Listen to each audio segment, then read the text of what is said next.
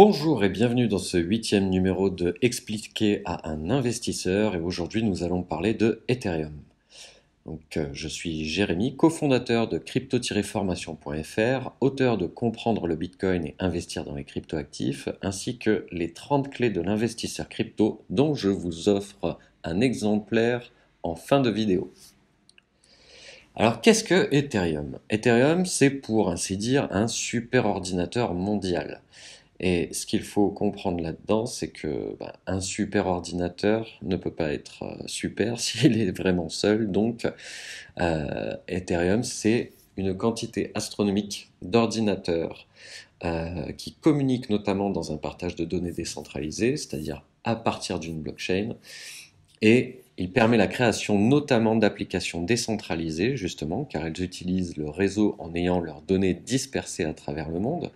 Donc plutôt que d'avoir une grosse entreprise qui va récolter des données et utiliser ces données depuis chez elle et donc du coup va avoir accès à ces données, confidentielles ou non, Ethereum, pour le coup, va, grâce à sa décentralisation, grâce à ses ordinateurs placés un petit peu partout, pouvoir proposer des applications décentralisées, qui vont avoir beaucoup d'aspects positifs dont nous allons parler immédiatement.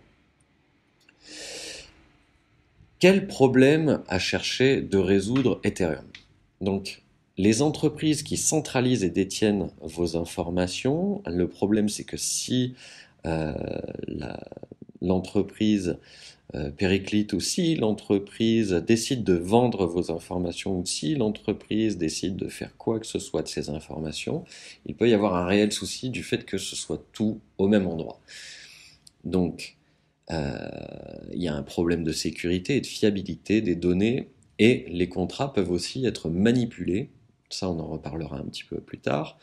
Mais il peut y avoir des manipulations, donc il y a un problème aussi de confiance dans les tiers et autres intermédiaires. Je le mets en dernier point, mais à chaque fois qu'on va avoir à faire des contrats entre deux personnes, entre deux entités ou entre deux entreprises, il va toujours y avoir des tiers qui se mettent en place, qui vont prendre une partie financière, qui vont chercher à bloquer des informations ou quoi que ce soit, en étant plus ou moins d'un côté ou de l'autre, ou en étant de leur propre côté à elles-mêmes.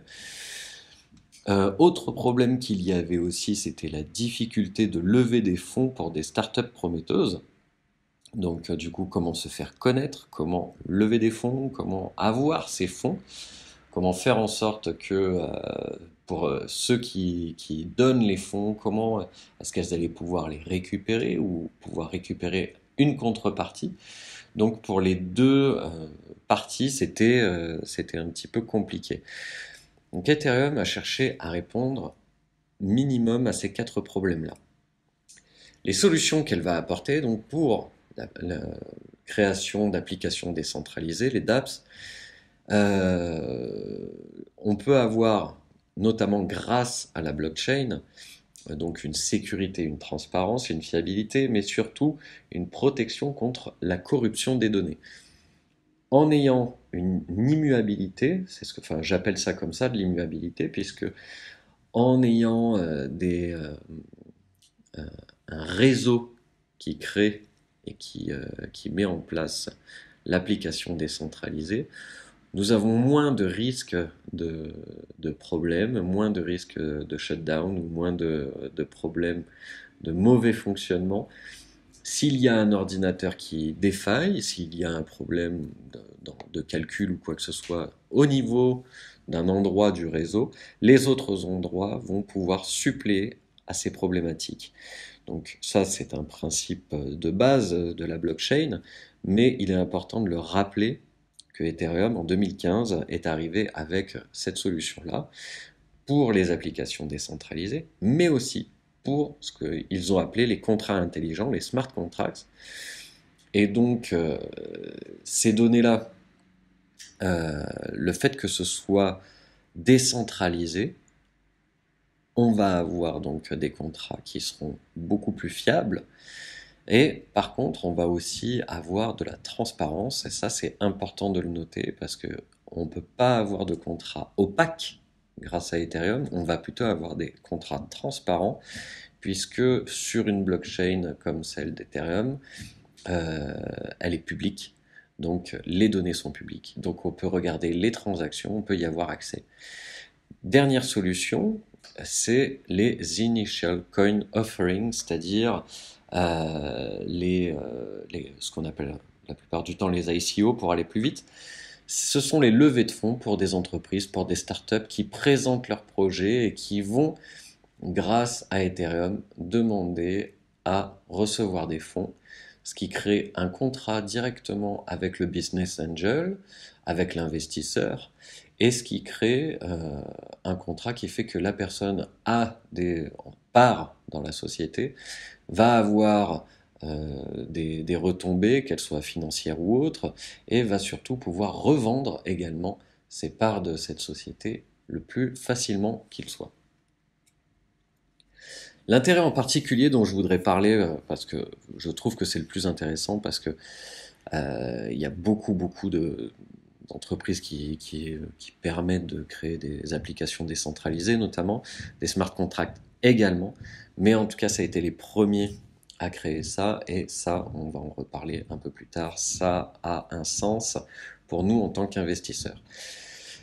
Donc, ces smart contracts, ce qu'il faut savoir, c'est que ce sont des programmes autonomes et automatiques qui exécutent des conditions prédéfinies entre pairs. Donc, c'est-à-dire qu'à partir du moment où on utilise Ethereum, par exemple dans le cadre d'une ICO, chacun a lu les termes du contrat, et à partir du moment où on est rentré sur cette blockchain, où on a commencé à rentrer avec les jetons, les deux parties ont vraiment signé, entre guillemets, le contrat depuis leur position.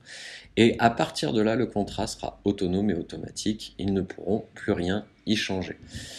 Donc ça permet une vitesse, une confiance et une efficacité. La vitesse, bien évidemment, puisque on lit le contrat, on le signe ou non.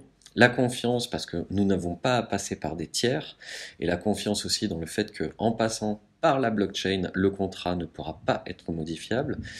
Et on sait que jusqu'à présent, aucune blockchain, que ce soit, en tout cas je vais dire pour Bitcoin et pour Ethereum sûr à 100%, il n'y a jamais eu de problématiques qui ont fait que des contrats aient été modifiés ou un protocole ait été modifié, ça n'a jamais été fait.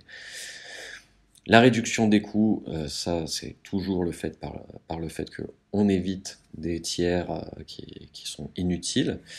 Donc réduction des coûts de vérification, d'exécution, d'arbitrage et de fraude, parce que la fraude peut coûter cher. Les contrats sont non modifiables grâce à la technologie de la blockchain, mais je l'ai déjà dit. Efficacité, réalité du projet. Donc il faut savoir que depuis 2015, Ethereum est utilisé dans le monde entier, qu'ils sont toujours numéro 1 et que c'est clairement la société la plus crédible dans ce domaine. Bien sûr qu'il y a eu beaucoup d'Ethereum killers qui se sont autoproclamés, des personnes qui ont voulu amener quelque chose de nouveau, de plus performant, de plus ci, de plus ça par rapport à Ethereum, et qui n'ont jamais réussi à les détrôner, aussi bien sur le marché avec les entreprises, on va dire, mais aussi bien en termes de capitalisation globale et d'échanges journaliers, comme vous pouvez le constater si vous vous rendez sur coinmarketcap.com. Autre chose qui prouve de son efficacité, c'est que Ethereum est sans cesse en train de retravailler à sa scalabilité. Ils sont très au fait de cet aspect-là. Et notamment, c'est pas encore au point à l'heure actuelle, au moment où je tourne cette vidéo, mais ils sont toujours en train de vouloir passer d'un système de preuve de travail à un proof of stake qui sera beaucoup moins énergivore, donc qui demandera beaucoup moins d'électricité, beaucoup moins d'énergie. Et ça, on sait que c'est une réelle demande pour le futur, pour toutes les blockchains. Donc, quelle adoption on peut en attendre pour le futur? Donc, la création des des dApps, des applications décentralisées, est en énorme croissance. C'est assez exponentiel depuis déjà de nombreuses années, mais ça continue. Et Ethereum en étant toujours le numéro un, bien évidemment qu'ils vont continuer à en bénéficier.